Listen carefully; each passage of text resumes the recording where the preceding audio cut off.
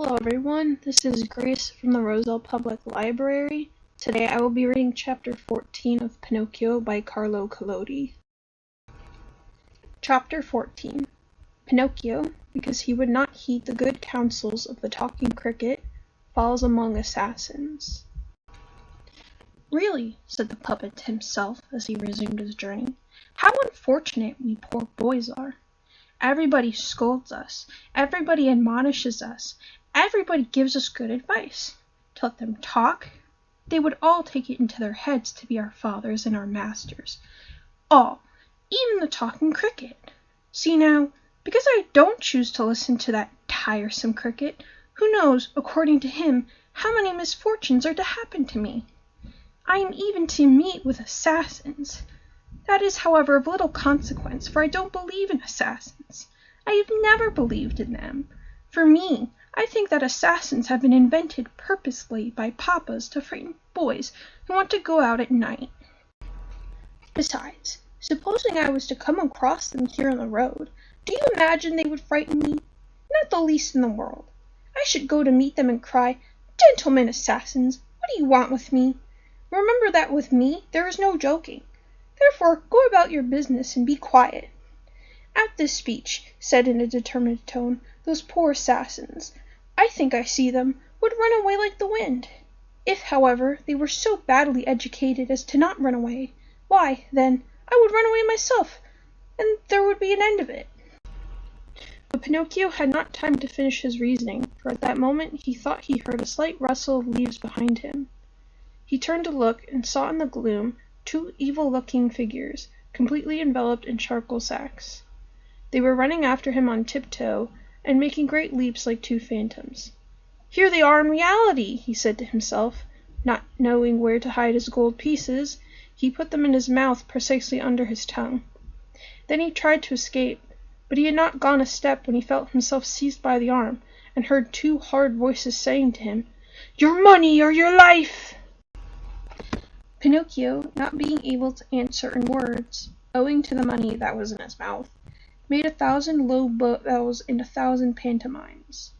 He tried thus to make the two muffled figures, whose eyes were visible only through holes in their sacks, understand that he was a poor puppet, and that he had not as much as a false farthing in his pocket. "Come now, less nonsense, and out with the money!" cried the two brigands threateningly. And the puppet made a gesture with his hand so to signify, "I have got none." "Deliver up your money, or you are dead," said the tallest of the brigands. "Dead!" repeated the other. "And after we have killed you, we will also kill your father. Also your father." "No, no, no, no, not my poor papa!" cried Pinocchio in a despairing tone, and as he said it, the sovereigns clinked in his mouth. "Ah, you rascal! Then you have hidden your money under your tongue. Spit it out at once!" But Pinocchio was obstinate. "Ah! You pretend to be deaf, do you? Wait a moment. Leave it to us to find a means to make you spit it out." And one of them seized the puppet by the end of his nose, and the other took him by the chin, and began to pull them brutally, the one up and the other down, to constrain him to open his mouth. But it was all to no purpose. Pinocchio's mouth seemed to be nailed and riveted together. Then the shorter assassin drew out an ugly knife and tried to force it between his lips, like a lever or chisel. But Pinocchio, as quick as lightning, caught his hands with his teeth, and with one bite bit it clean off and spat it out. Imagine his astonishment when instead of a hand he perceived that he had spat out a cat's paw on the ground. Encouraged by this first victory, he used his nails to such purpose that he succeeded in liberating himself from his assailants, and jumping the hedge from the roadside, he began to fly across country.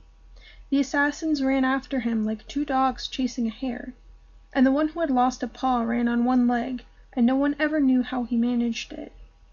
After a race of some miles, Pinocchio could do no more. Giving himself up for lost, he climbed the trunk of a very high pine tree, and seated himself in the topmost branches.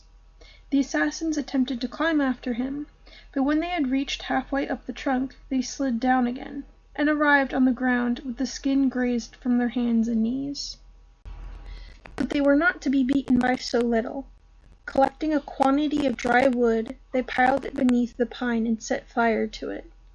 In less time than it takes to tell, the pine began to burn and to flame like a candle blown by the wind. Pinocchio, seeing that the flames were mounting higher every instant, and not wishing to end his life as a roasted pigeon, made a stupendous leap from the top of the tree, and started afresh across the fields and vineyards. The assassins followed him, and kept behind him without once giving in. The day began to break, and they were still pursuing him. Suddenly Pinocchio found his way barred by a wide, deep ditch full of dirty water, the color of coffee. What was he to do? 1, 2, 3, cried the puppet, and making a rush, he sprang to the other side. The assassins also jumped, but not having measured the distance properly, splash, splash, they fell into the very middle of the ditch. Pinocchio, who heard the plunge and the splashing of the water, shouted out, laughing and without stopping, "A fine bath to you, gentlemen assassins!" And he felt convinced that they were drowned, but turning to look, he perceived that, on the contrary, they were both running after him, still enveloped in their sacks, with the water dripping from them as if they had been two hollow baskets.